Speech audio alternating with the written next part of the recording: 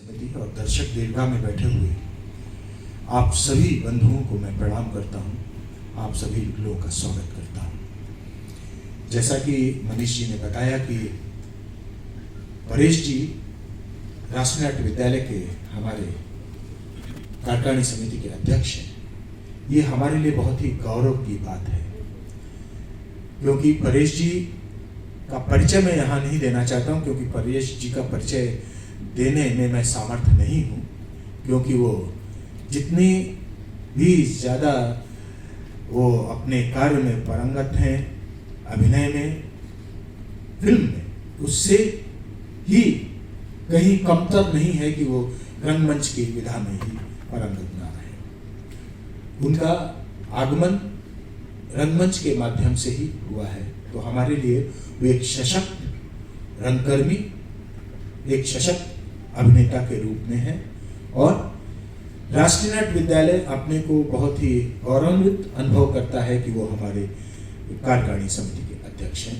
उनके दिशा निर्देश में हम सभी लोग काम कर रहे हैं और मैं ये दावे के साथ कहता हूँ कि अभी 5-6 महीने के अंदर ही अंदर जो राष्ट्रीय नाट्य विद्यालय को लेकर के उनकी जिज्ञासाएं हैं, उनकी जो सोच है, उनकी जो कल्पनाएं हैं, वो बहुत ही ज़्यादा उन्मुक्त हैं, बहुत ही ज़्यादा वो राष्ट्रीय नाट्य विद्यालय के विकास को लेकर के बात कर रहे हैं। हम लोग की निरंतर जितनी भी बैठकें होती हैं, उन सब में वो अपने व्यस्त कार्यक्रम से समय निकाल करके शामिल होते हैं। ये राष्ट्रीय नाट्य विद्यालय के लिए बहुत ही गौरव की बात है। नई नई परियोजनाओं को आगे ले जाना, उसमें दिलचस्पी दिखाना, ये हमें भी बहुत ही प्रेरणा देती है। हमारे राष्ट्रीय नाट्य विद्यालय के चाहे हमारे फैकल्टी मेंबर हो, संकाय सदस्य हो, या प्रशासनिक विभाग के लोग हों, या कलाकार राष्ट्रीय नाट्य विद्यालय, रंगमंडल, टीआई कंपनी, राष्ट्रीय नाट्य विद्यालय का समस्त परिवार उनके इस दिशा निर्देश को अनुपालन कर रहा है। और उसके बारे में, क्योंकि आप सभी लोग उनका इंतजार कर रहे हैं, वो बातचीत करें और फिर उसके बाद अगर आप लोगों के कुछ सवालात होंगे तो हम सभी उसका जवाब भी देंगे। धन्यवाद।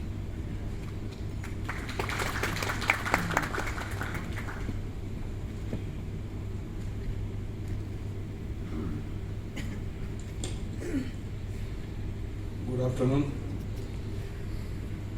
Thank you, Suresh ji. Thank you, Charan साहब. And thanks friends, all of you. ये समझिए बहुत बड़े गौरव की बात है और मुझे तो ये लगता है कि सीधा जैसे किसी को मोक्ष मिलता है वैसी अनुभूति मुझे हो रही, क्योंकि मैं 1972 से प्रोफेशनल थिएटर करते आ रहा हूँ। तो आज 49 इयर्स हो गए। 65 साल का आदमी जिसका जिंदगी का 85% हिस्सा थिएटर में गया हो, उसके लिए एनएसडी जैसी संस्था का, एनएसडी जैसी स्कूल का चेयरमैन बनना वाकई एक मोक्ष वाली बात है।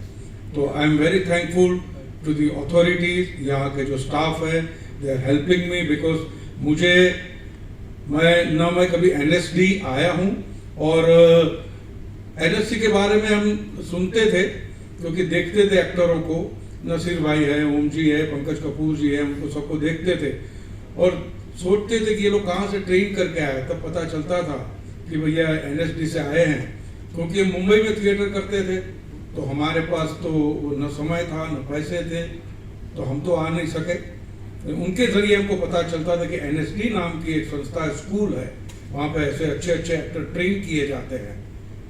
तो बस ये बात थी और मैं यहाँ पे आया हूँ तो मैं हमारी गवर्नमेंट का, राष्ट्रपति जी का, पीएमओ का बहुत आभारी हूँ। और यहाँ जितने भी हमारे कलीग जो हैं मुझे अच्छी तरह हेल्प कर रहे हैं, रजिस्ट्रार मोहंती जी, सुरेश जी, चारण साहब, बाकी के फैकल्टी के मेंबर, उनसे मुझे जानकारी भी मिलती है और मुझे साथ में एहसास भी होता है कि मैं वाकई अगर एनएसडी आया होता तो मेरे लिए एज एन एक्टर भी बहुत अच्छा होता। ये जो मुझे एहसास होता है तो उसके लिए मैं अपने आप को मैं कैसे बयान करूं, मेरी समझ में नहीं आता है। तो बस इतना ही होता है एक एक्टर की स्पीच में, बाकी आप लोगों के ऊपर पूछिए। बड़े बड़े दिग्गज कलाकार निकले, उनको एक तो उससे ज्यादा ऊपर ले जाना ये मेरी कोशिश रहेगी।